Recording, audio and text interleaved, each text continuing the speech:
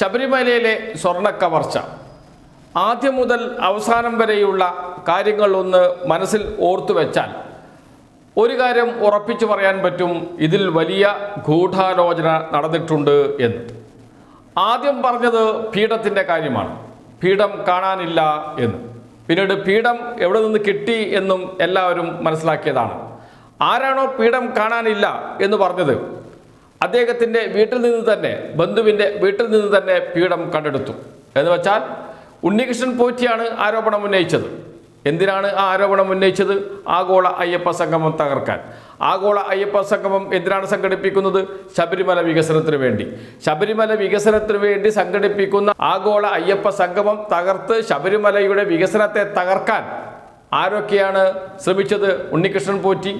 അത് കേട്ട ഉടനെ അടിയന്തര പ്രമേയവുമായി വന്ന പ്രതിപക്ഷ നേതാവ് വി.ഡി. സതീശൻ, പ്രക്ഷോഭത്തിനിറങ്ങിയ UDF, കോൺഗ്രസ്, മുസ്ലിം ലീഗ് സംഘടനകൾ, BJP ഇവരൊക്കെ വിശ്വാസികളാണ് എന്ന് ആവർത്തിച്ച് പറയുന്നവരാണ്. ശബരിമലയ്ക്ക് വേണ്ടി നടത്തിയ, ശബരിമലയുടെ വികസനത്തിന് വേണ്ടി നടത്തിയ ആഗോള അയ്യപ്പ സംഗമത്തെ തകർക്കാൻ ആരോപണവുമായി രംഗത്ത് വന്നത് എന്ന് നാം കണ്ടതാണ്. ആദ്യം വന്ന ആരോപണം അതായിരുന്നു. രണ്ടാമത്തെ ആരോപണം, ശബരിമലയിലെ ദ്വാരപാലക ശില്പത്തിനെ പൊതിഞ്ഞിരിക്കുന്ന സ്വർണം നഷ്ടപ്പെട്ടിരിക്കുന്നു, സ്വർണ്ണപ്പാളി നഷ്ടപ്പെട്ടിരിക്കുന്നു. അതാണ് ആദ്യം പറഞ്ഞത്. സ്വർണ്ണപ്പാളി മുഴുവൻ നഷ്ടപ്പെട്ടിരിക്കുന്നു. എത്ര സ്വർണമാണ് നഷ്ടപ്പെട്ടത്? 4 കിലോ സ്വർണമാണ് നഷ്ടപ്പെട്ടത്. കേരളത്തിലെ എല്ലാ മാധ്യമങ്ങളിലും വാർത്ത വന്നു. പ്രതിപക്ഷ നേതാവും UDF നേതാക്കളും BJP നേതാക്കളും അത് ഏറ്റുപിടിച്ചു, വാർത്താ സമ്മേളനം നടത്തി. നഷ്ടപ്പെട്ടത് 4 കിലോ സ്വർണമാണ് എന്ന് പറഞ്ഞുകൊണ്ട് സ്വർണ്ണ കവർച്ചയാണ്, സ്വർണ്ണ കൊള്ളയാണ് നടന്നത് എന്നായിരുന്നു. സ്വാഭാവികമാണ്, എല്ലാവരും ഒന്ന് ഞെട്ടിപ്പോകും. 4 കിലോ സ്വർണമൊക്കെ നഷ്ടപ്പെടുക, കവർച്ച ചെയ്യുക എന്നൊക്കെ പറഞ്ഞാൽ ഞെട്ടലുണ്ടാക്കുന്ന വാർത്ത തന്നെയാണ്. ആ ഞെട്ടലിനെ ഉപയോഗിക്കാനാണ് കോൺഗ്രസും BJPയും കേരളത്തിലെ മാധ്യമങ്ങളും ശ്രമിച്ചത്. സ്വർണം പൊതിഞ്ഞ ചെമ്പുപാളിയെ സ്വർണ്ണപ്പാളിയാണ് എന്ന് പറഞ്ഞ് പ്രചരിപ്പിക്കാൻ ശ്രമിച്ചു. പിന്നീട് അതും ബോധ്യപ്പെട്ടു, സ്വർണം പൊതിഞ്ഞ ചെമ്പുപാളിയാണ്.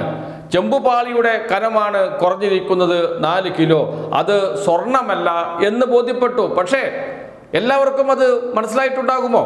സ്വർണ്ണപ്പാളി, 4 കിലോ സ്വർണം നഷ്ടപ്പെട്ടു എന്നൊക്കെ പറഞ്ഞ് വാർത്താ സമ്മേളനം വിളിക്കുകയും അന്ത്യചർച്ച നടത്തുകയും ചെയ്തത് കുറെ ആളുകളെങ്കിലും വിശ്വസിക്കുന്നുണ്ടാകില്ലേ?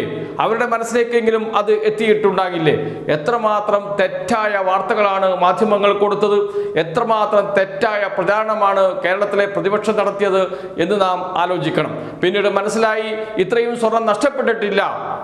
അപ്പോഴാണ് മറ്റൊരു വാർത്ത വരുന്നത്, നഷ്ടപ്പെട്ടത് 2 കിലോ സ്വർണമാണ് എന്നും. 2 കിലോ സ്വർണം നഷ്ടപ്പെട്ടു. ദ്വാരപാലക ശില്പങ്ങളിലെ ചെമ്പിൽ പൊതിഞ്ഞത് 1.5 മുതൽ 2 കിലോ സ്വർണം വരെയാണ് എന്നതായി അടുത്ത പ്രചാരണം. അത് അന്തിച്ചർച്ചയായി, കോൺഗ്രസ് നേതാക്കൾ വാർത്താ സമ്മേളനം വിളിക്കലായി. അങ്ങനെ വലിയ പ്രചാരണം നടന്നു. 1 കിലോ മുതൽ 2 കിലോ വരെ സ്വർണം നഷ്ടപ്പെട്ടു. പൊതിഞ്ഞ സ്വർണമാണ് നഷ്ടപ്പെട്ടത്, ചെമ്പുപാളിയിൽ പൊതിഞ്ഞ സ്വർണമാണ് നഷ്ടപ്പെട്ടത് എന്നായി. പക്ഷെ ഇപ്പോഴിതാ സത്യം പുറത്തു വന്നിരിക്കുന്നു. നഷ്ടപ്പെട്ടിരിക്കുന്നത് 474.9 ഗ്രാം സ്വർണമാണ്. 474.9 ഗ്രാം സ്വർണമാണ് എന്ന്. ഏകദേശം 1/2 കിലോ സ്വർണം, ഏകദേശം 60 പവൻ സ്വർണമാണ് നഷ്ടപ്പെട്ടത് എന്നാണ് ഇപ്പോൾ മനസ്സിലായത്. അത് തെളിയിക്കപ്പെട്ട് കഴിഞ്ഞു. ദേവസ്വം വിജിലൻസ് അത് കണ്ടെത്തി ഹൈക്കോടതിയിൽ റിപ്പോർട്ട് സമർപ്പിച്ചു. ഹൈക്കോടതി അത് അംഗീകരിച്ചു. ആരെങ്കിലും തിരുത്തിയോ? കഴിഞ്ഞ ദിവസം കൊടുത്ത വാർത്തകളൊക്കെ തെറ്റായിരുന്നു എന്ന് പറഞ്ഞോ? ഏതെങ്കിലും രാഷ്ട്രീയ നേതാവ് വാർത്താ സമ്മേളനം വിളിച്ച് കഴിഞ്ഞ ദിവസം പറഞ്ഞത് തെറ്റായിപ്പോയി എന്ന് പറഞ്ഞോ? പറഞ്ഞില്ല. എന്ന് മാത്രമല്ല, ഒരു ഖേദം പോലും പ്രകടിപ്പിച്ചില്ല. ഇപ്പോഴും 4 കിലോ സ്വർണം നഷ്ടപ്പെട്ടു എന്ന് പറഞ്ഞ് പ്രസംഗിക്കുന്ന രാഷ്ട്രീയ നേതാക്കളെ നമുക്ക് കാണാൻ കഴിയും. ഇതാണ് ശബരിമലയിൽ നടന്നിരിക്കുന്നത്. എന്നിരുന്നാലും 474.9 ഗ്രാം സ്വർണം നഷ്ടപ്പെട്ടത് എങ്ങനെ, ആരെടുത്തു എന്ന് കണ്ടെത്തേണ്ടതുണ്ട്. ഒരു തരി പൊന്നു പോലും നഷ്ടപ്പെടാൻ പാടില്ല. അതുകൊണ്ട് തന്നെ കർശന നടപടിയുമായി മുന്നോട്ട് പോകണം. ഇതാണ് സർക്കാർ നിലപാട്. അതുതന്നെയാണ് കോടതിയുടെയും നിലപാട്. കോടതിയും സർക്കാരും പറയുന്നത് ഒരേ കാര്യം തന്നെയാണ്. അത് മുഖ്യമന്ത്രി വ്യക്തമാക്കിയിട്ടുണ്ട്, VN വാസവനും വ്യക്തമാക്കിയിട്ടുണ്ട്. ഇവിടെ UDF ചെന്ന് പെടാൻ പോകുന്ന മറ്റൊരു കുരുക്കുണ്ട്. ആ കുരുക്ക് എന്താണ്? ഇപ്പോൾ നടക്കുന്ന അന്വേഷണത്തിൽ സർക്കാരിന് യാതൊരു ബന്ധവുമില്ല. സർക്കാരിൻ്റെ കീഴിലുള്ള ഉദ്യോഗസ്ഥരാണ് അന്വേഷിക്കുന്നത് എങ്കിലും സർക്കാരിന് അതിൽ ഇടപെടാൻ കഴിയില്ല. റിപ്പോർട്ട് നൽകേണ്ടത് കോടതിയിലാണ്. ഹൈക്കോടതിയുടെ പൂർണ്ണ മേൽനോട്ടത്തിലാണ് അന്വേഷണം നടക്കുന്നത്. അങ്ങനെ നടക്കുന്ന അന്വേഷണത്തിൽ എന്ത് കണ്ടെത്തിയാലും അതിനോട് ഒപ്പം നിൽക്കും എന്നാണ് സർക്കാർ വ്യക്തമാക്കിയിരിക്കുന്നത്. വിജിലൻസ് അന്വേഷണ റിപ്പോർട്ട് കോടതി സമർപ്പിച്ചു. ആ റിപ്പോർട്ടിനകത്ത് പറയുന്ന പ്രധാനപ്പെട്ട ഒരു കാര്യമുണ്ട്. അത് ദേവസ്വം വിജിലൻസിന് ഇതിൽ യാതൊരു ബന്ധവുമില്ല, ഒരു നോട്ടപ്പിശക് പറ്റിയിട്ടുണ്ട് എന്ന്. ഗൂഢാലോചന നടത്തിയത് ഉദ്യോഗസ്ഥരും ദേവസ്വത്തിന് പുറത്തുള്ളവരുമാണ് എന്ന് വ്യക്തമായി പറയുന്നു. ആരൊക്കെയാണ് എന്ന് കൃത്യമായി പറയുന്നു.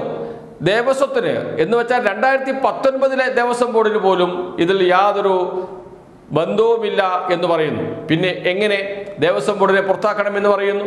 പിന്നെ എന്തിന് ദേവസ്വം മന്ത്രി രാജിവെക്കണമെന്ന് പറയുന്നു? സ്വാഭാവികമായും UDF ഇന്നലെ വരെ പറഞ്ഞിരുന്ന കാര്യങ്ങൾ വിഴങ്ങേണ്ടി വരുന്ന അവസ്ഥയാണ്. അതിലേക്കാണ് കാര്യങ്ങൾ പോകുന്നത്. എന്ന് വെച്ചാൽ ദേവസ്വം ബോർഡിനെ കുറ്റപ്പെടുത്താൻ കഴിയില്ല എന്ന് പറഞ്ഞാൽ സർക്കാരിനെയും കുറ്റപ്പെടുത്താൻ കഴിയില്ല. രാഷ്ട്രീയമായി ഉപയോഗിക്കാൻ തയ്യാറെടുപ്പ് നടത്തി, വലിയ പ്രചാരണങ്ങൾ നടത്തി, അയ്യപ്പ സംഗമം നടത്തി, പ്രചാരണ ജാഥകം നടത്താൻ പോകുന്നു. ഇനിയിപ്പോൾ BJPയുടെ പ്രക്ഷോഭം വരുന്നു പിറകെ. ഇങ്ങനെയൊക്കെ നടക്കാൻ പോവുകയാണ്. എന്തിനു വേണ്ടി? രാഷ്ട്രീയമായി എന്ത് ചെയ്യാൻ പറ്റും? രാഷ്ട്രീയമായി എന്ത് ആയുധമാണ് അവരുടെ കയ്യിലുള്ളത്? എന്തിന് ദേവസ്വം ബോർഡ് രാജിവെക്കണം? അന്വേഷണ സംഘം കുറ്റപ്പെടുത്തിയിട്ടില്ല, ഹൈക്കോടതി കുറ്റപ്പെടുത്തിയിട്ടില്ല, പിന്നെ എന്തിന് രാജിവെക്കണം? സർക്കാരിൻ്റെ കാര്യം സർക്കാർ പറയുന്നു ഹൈക്കോടതിയോടൊപ്പമാണ് ഞങ്ങൾ നിൽക്കുന്നത് എന്ന്. സർക്കാരിനെ കുറ്റപ്പെടുത്തുന്നില്ല ഹൈക്കോടതി, അന്വേഷണ സംഘവും കുറ്റപ്പെടുത്തുന്നില്ല, പിന്നെ എന്തിന് രാജിവെക്കണം? അതോടുകൂടി കോൺഗ്രസിൻ്റെ അവസാനത്തെ തുരുപ്പ് ചീട്ട് 2026 വേണ്ടി കരുതി വെച്ച തുരുപ്പ് ചീട്ട് കൂടി നഷ്ടപ്പെടുന്ന അവസ്ഥയിലേക്കാണ് പോകുന്നത്. അതുകൊണ്ട് തന്നെയാണ് പറയുന്നത് കേരളത്തിലെ പ്രതിപക്ഷം പരാജയപ്പെട്ട പ്രതിപക്ഷമാണ് എന്ന്.